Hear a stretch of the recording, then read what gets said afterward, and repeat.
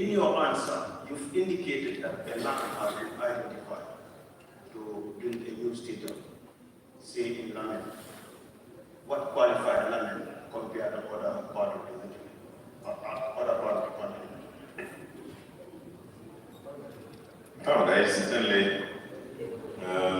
nothing really. It's more about the environment, because building stadium is not just about stadium. There must be, well, one, the bigger land. We found one in Lamin which is good enough and has the requirements of the size, and we believe that if you put it in Lamin, the surrounding environment will be easily developed than somewhere else, because stadiums are not just built in an open space. There must be connecting roads, and Lamin meets all the features. But essentially, it's more about getting the right land, the right size of the land, and we have one in Lamin.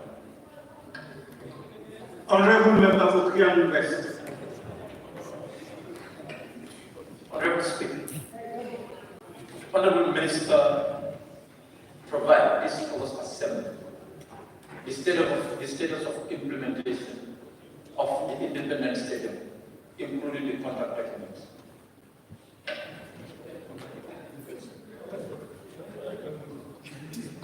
May I hear your question, please?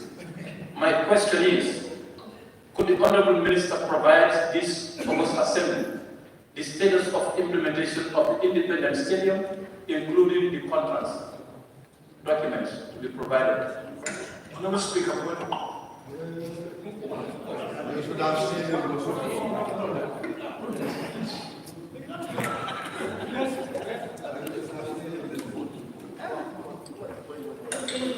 Honourable Speakers, for the 3-4, the supplementary questions have not been in order.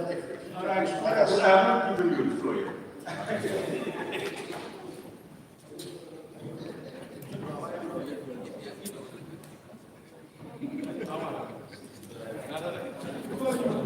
I was just being informed that this request has been fulfilled by the Honourable Minister, and it's with the table office and the library. The contract documents for the Independence Stadium and some other projects.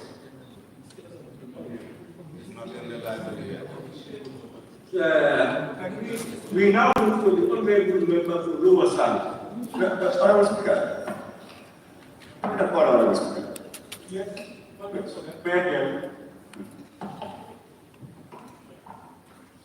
Honourable Speaker, the question asked by the member was for the Minister to answer, and I think to avoid a precedence, the Honourable Member for Honourable stood on parliamentary grounds, and he should have been heard. So I'm also rising on 43-4 to qualify that the question indeed was, are the new things which were neither in the parent question asked or the answers provided by the Minister. Thank you. I would say what No, what I'm saying is, the answers provided for the question shouldn't have solved. The question was already ordered. The point of order should have been had, even though the responses were provided by the Minister. But the question asked by the member added new things, which were not in the parent question, and neither were part of the answers provided by the Minister. And as such, they are against outstanding orders as provided for in section 43-4. Those determinants are to be done by the Speaker. Yeah, that's why I'm reminding you. Yes, I'm fully aware. What happened was, I think, is it the member for Opanyomi? Yes. Stood up sometime whilst I was having word with the table office. And he was talking, and I was not going to hear him. I said, I never gave him the floor. I never gave him the floor at the time. If he had wanted to come up with what he had wanted, he could have come back to notify me.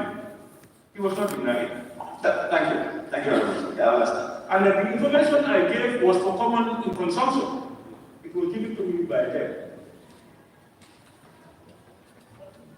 So we now have a member for Lower Sand.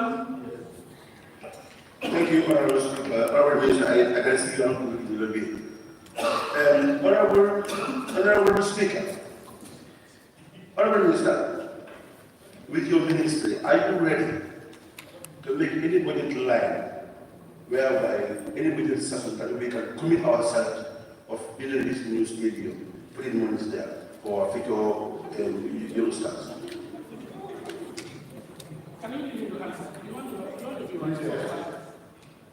Well, okay. Yes, we wish we can have that, but as you know, there is almost a ceiling that is given to us in our budget, and we go by the ceiling, and the ceiling can virtually take care of only operational matters. So the rest of the development, we get them from the levy, and that's also a stretch, and we prioritize based on the needs at a particular year.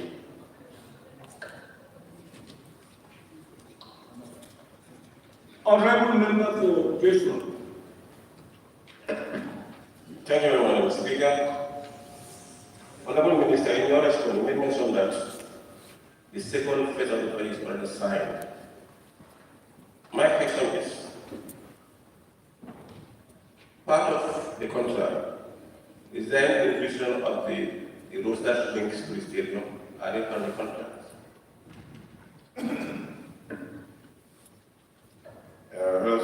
No, there is no budget for the roads linking the stadium. Our assumption is that what is being constructed currently in Battle Hardy will serve as the main road to the stadium, and the ones that goes into the stadium are good.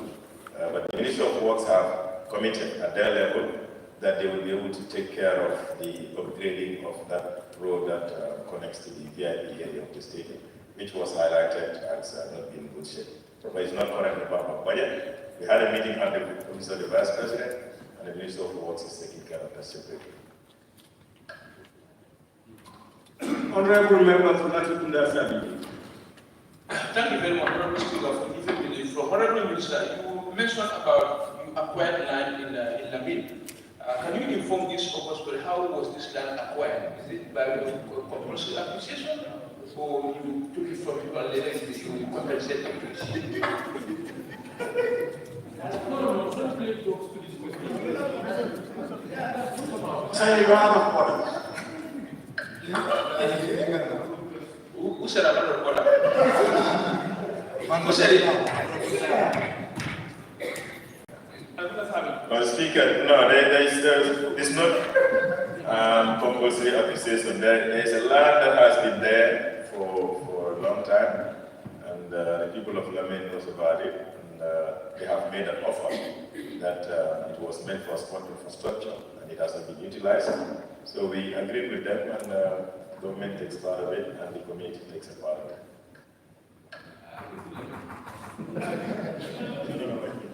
Honourable Member for Lower Bali. Thank you very much, Honourable Speaker. Honourable Minister, you talk about the second phase of construction at the Independence Stadium. Is there any time frame attached to this second phase in terms of completion? Because it's been a long time, you've got to hold more international money in this stadium. Thank you. Madam Speaker, yes, according to the Minister of Works, the estimated period of completion of the second phase is 4 months. And this is exactly what also has been signed with the contractors to complete work within 4 months after their first payment.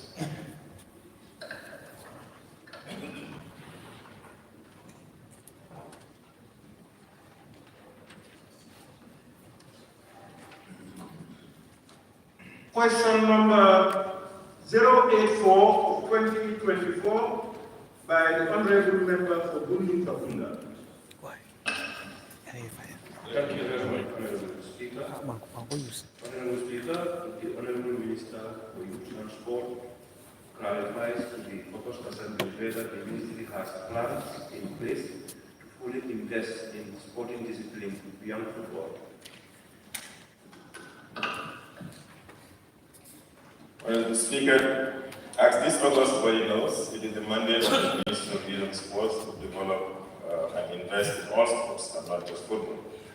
While the sporting disciplines are not the same standing and investment around the world, the Ministry considers all sports as equally important and has supported most of them based on the availability of funds.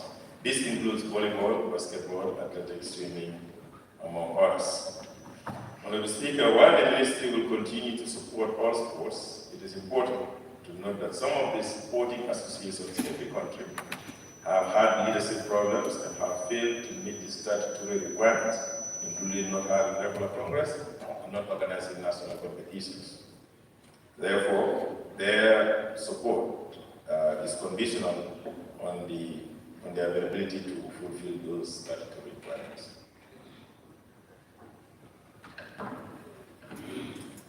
Thank you very much. Based on your response, Honourable Minister, what is the responsibility of the Ministry and Sports Council in terms of regulating those sporting organizations?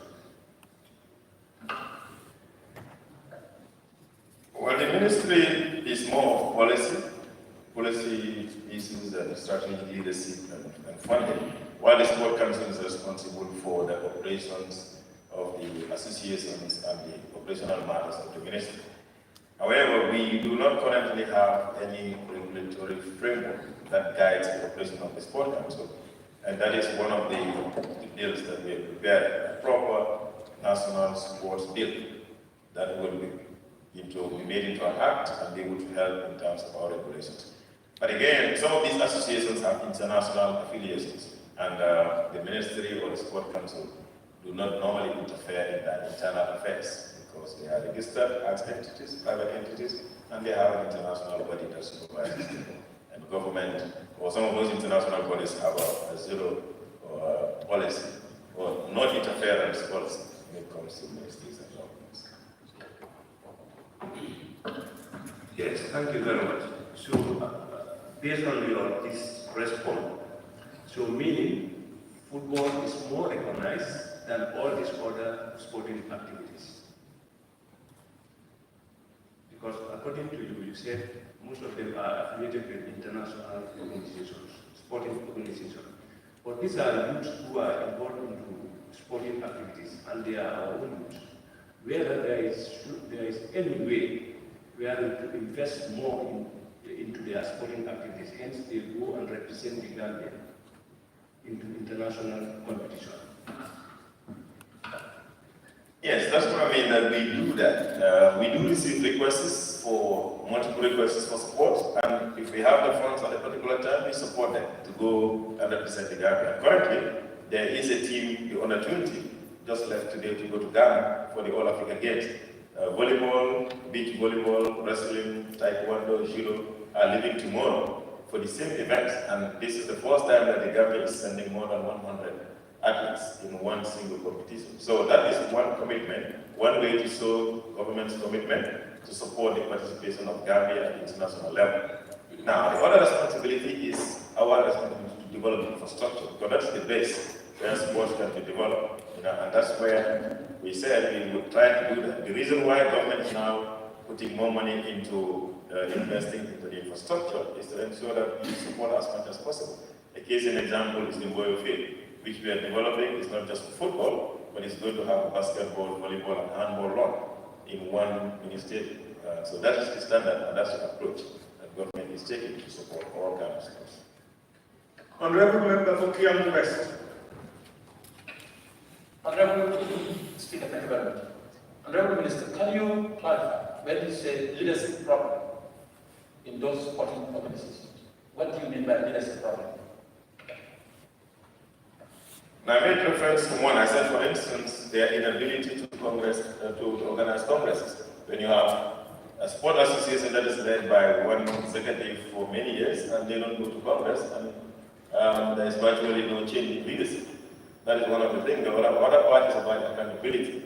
Some of them do receive funding from their international affiliates, but because government cannot interfere in what they do, the funds are spent in things that probably are not meant for. So these are some of the challenges that I am referring to, but like I said, they are private organizations that register as private bodies, and their members are the ones that have a right over them, and not government. Honourable nominated member, Kebala Mufana. Thank you very much, Honourable Speaker. Honourable Minister, in your response, you indicate that many of the sporting organizations are not going to develop congresses, and again, accountability is a problem. Honourable Minister, haven't been aware of all of this and knowing the consequences, what is the ministry really doing to remedy the situation? Well, the only way out is to have a law that regulates associations' operations. And like I said, we are hoping that we just submitted the draft Gambia Sport Bill to the Minister of Justice, AG Chambers, for advice. And once it comes here and it's passed, then it becomes the law that will now regulate all associations and direct the operations and the linkages between the athletes, the association, and the associations and the minister. And that was not there before. We only have a Sport Council Act that establishes an office called the Sport Council, but there are no regulations, no act to dictate what happens. And that is the practice in other countries. They have what they call the Sport Act, and the Sport Act directs the operations of everyone. And if you fail to meet up with the requirement, then the ministry can deal with you in line with the law. But we do not have that law, and we are not proposing that. Honourable Member for Fonyi Council. Thank you very much. Honourable Minister, as you have said that the sport ministry or the council is a crisis, as by your explanation, do you have immediate measures to solve some of those crises apart from the bill that you're talking about? Is there any immediate policy that you will be able to address these challenges? No, I didn't say the council is in crisis. I said some of the associations have leadership problems. Now, the only way we deal with them is to constantly remind them. For example, if they fail to go to Congress and they due for Congress, we write a letter and remind them that they're supposed to go to Congress. But you cannot conduct Congress forever, because the Sport Council tried it once with the Basketball Association by conducting the Congress for them. And for 3 years, they are loggerhead between the FIBA, which is the international body, and the Sport Council. And we just managed to resolve that now. So we don't want to get into those kind of similar situations. But you can only remind them, you cannot force them to go to Congress. Honourable Member for Brikama and the minority. Thank you very much. Honourable Minister made mention of problems or leadership problems in certain national sporting associations. Would be of interest to know those national sporting associations that have leadership problems.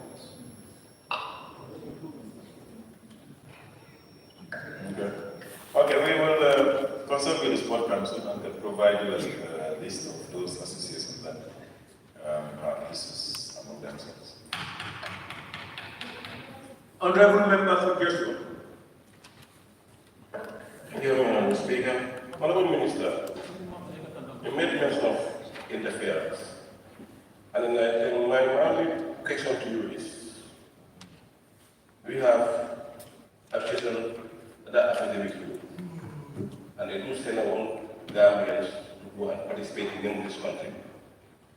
What is the problem between you and them for not interfering on the way they are supposed to do their process? As far as sending this country out there, sending this country outside the national competition. Honourable Speaker, no, there is certainly no problems. And what we do is to not align ourselves with what they do. For instance, if an association writes and they have not met up our own requirements, then we don't support.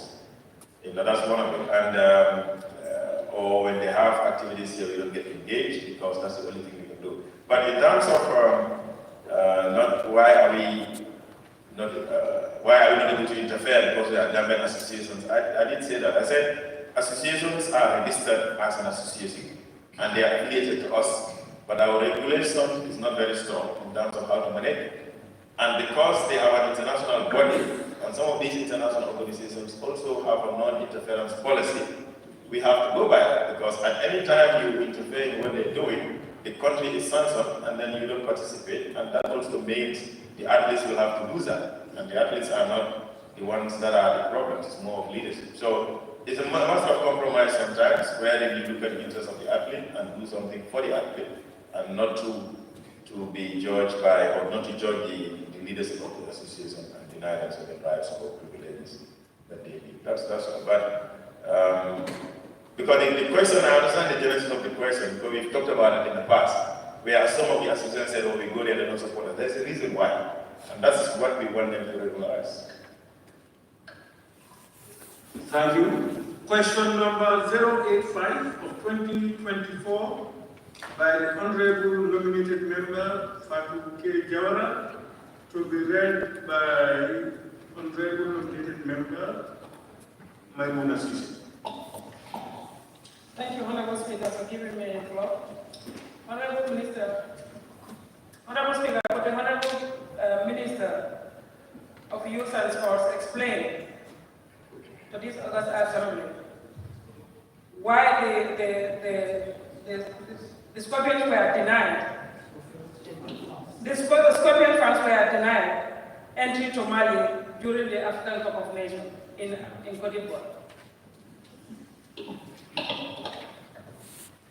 Honourable Speaker, I wish to inform this Assembly that the Scorpions Fans Club has never been denied entry into Mali. The Scorpions Fans Club was among the delegations that traveled in the chartered flight through Ivory Coast together with officials of government and the GFF, media personnel and others. The group that traveled by road to Cote d'Ivoire and was initially denied entry into Mali is called the Smiling Coast Fans Club. The private group that made their arrangement to travel by land. They were stopped by the Malian authorities because they suspected them to be used trying to embark on the regular backward journey. However, with the Ministry's intervention and the support received from the Gambian Embassy in Dakar, they were given the necessary documents and later on allowed to proceed.